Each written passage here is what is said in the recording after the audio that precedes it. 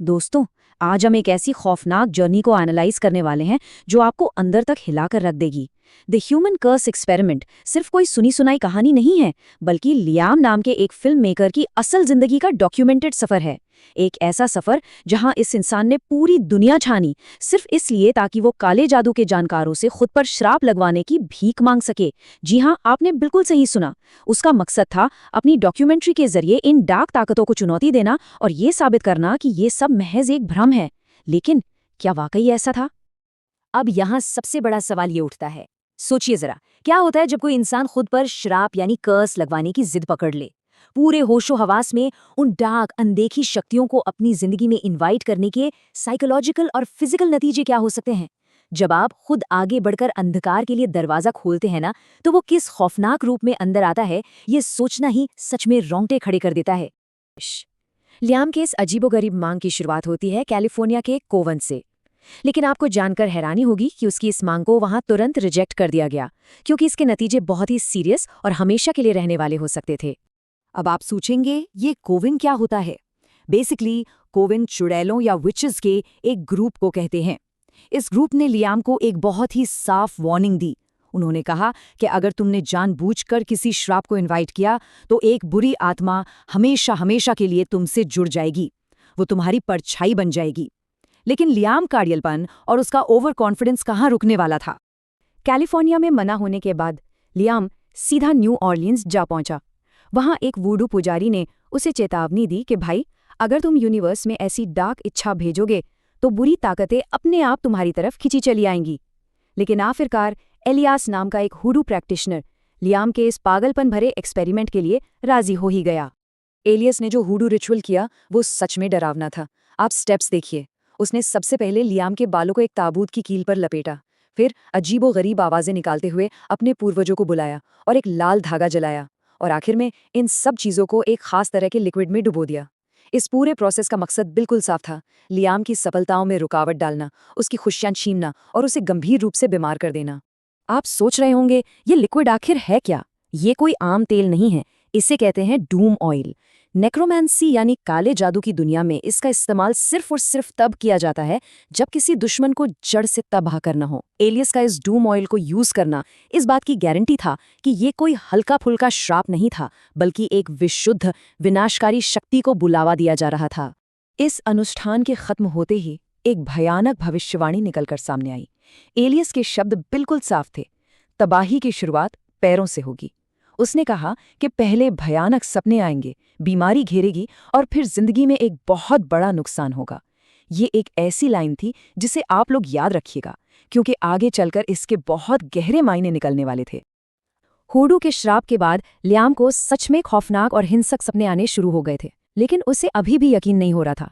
उसका अगला पड़ाव था भारत का असम राज्य, और खास तौर पर मायोंग गांव, जिसे ऐतिहासिक रूप से काले जादू का गढ़ माना जाता है।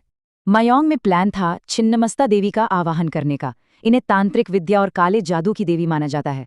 भारत में इन शक्तियों को लेकर एक अलग ही खौफ है, हम सब जानते हैं। जब लियाम की लोकल टीम ने ये नाम सुना तो वे बुरी तरह घबरा गए।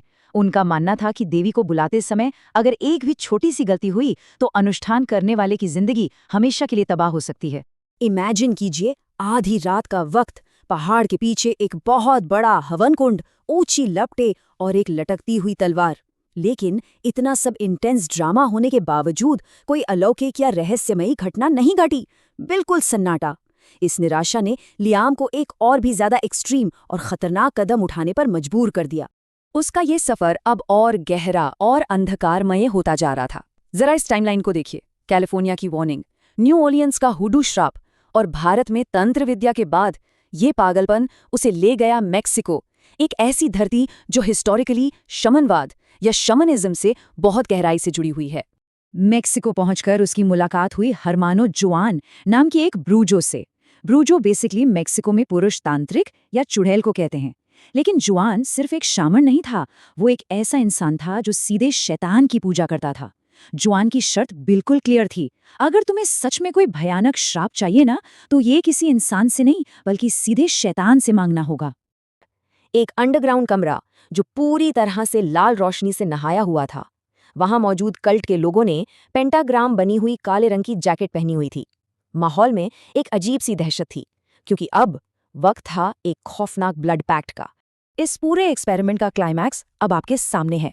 जिंदा मुर्गे की गर्दन काटकर उसका खून शैतान की मूर्ति को चढ़ाया गया। फिर लियाम ने मूर्ति के सामने सिर झुकाकर श्राप की मांग की। लेकिन बात यहीं खत्म नहीं हुई। एक खाली गुफा में जाकर एक पेपर पर अपनी इच्छा लिखकर लियाम ने खुद के खून से उस शैतानी समझौते पर हमेशा के लिए मोहर लगा दी। अब जरा इस नंबर 2 पर ध्यान दीजिए। ये खतरे के अकल्पनीय स्तर को दर्शाता है।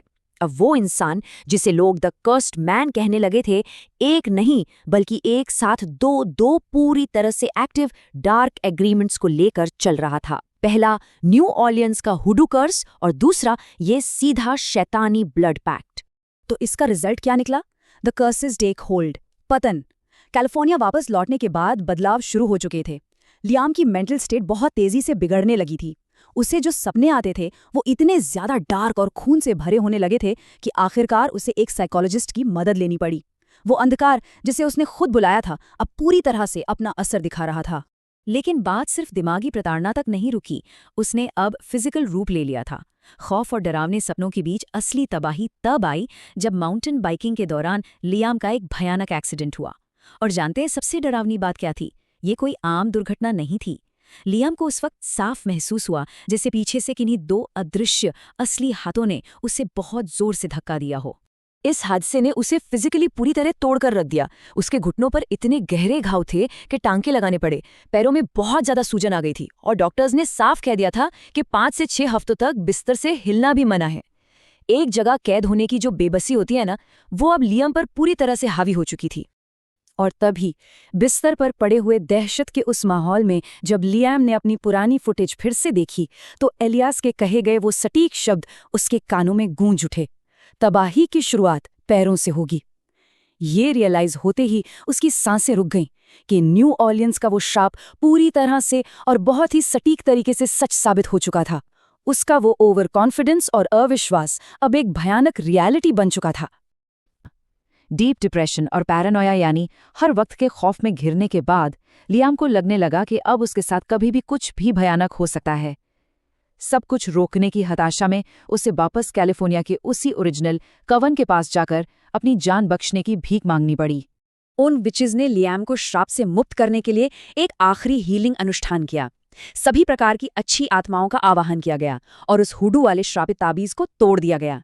और उस शैतानी समझौते को पूरी तरह से खत्म करने के लिए लियाम को एक शीशे के सामने खड़े होकर अपनी पूरी ताकत से चिल्लाना पड़ा ताकि इन काले श्रापों के चंगुल से उसे हमेशा के लिए आज़ादी मिल सके। तो दोस्तों, इस पूरे एनालिसिस के बाद एक बहुत ही गहरा सवाल हमारे सामने आता है।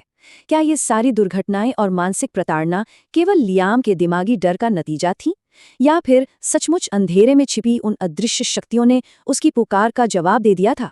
दुनिया में कुछ ऐसी सीमाएं हैं जिन्हें पार करना कितना खतरनाक हो सकता है। ये एक्सपेरिमेंट उसका एक जीता जागता सबूत है। क्या हम वाकई अकेले हैं या अंधकार हमें सुन रहा है?